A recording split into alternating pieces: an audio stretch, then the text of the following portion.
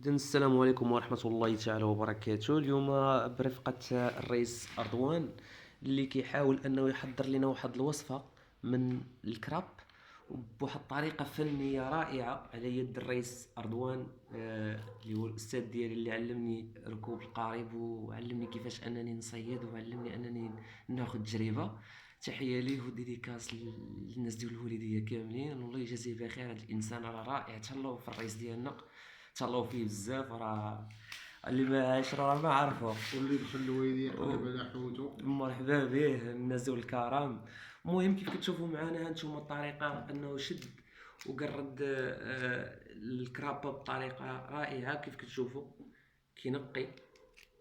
شنو هو هذا الرئيس اللي كتجبد دابا؟ اللحمة ديال الكراب. اللحم ديال الكراب. شوفوا الطريقة كيفاش اللحمة ديال الكراب غادي نضيفو عليها الزيت العود، بطبيعة الحال غيدير لها الزيت العود، والثومة الزيت العود، الثومة، والثومة والربيع المعدنوس تبارك الله وشوية كيبان. الكمون. تبارك الله كيبان هادشي لذيذ الرئيس عندك. وعالج ليا وانا مارش.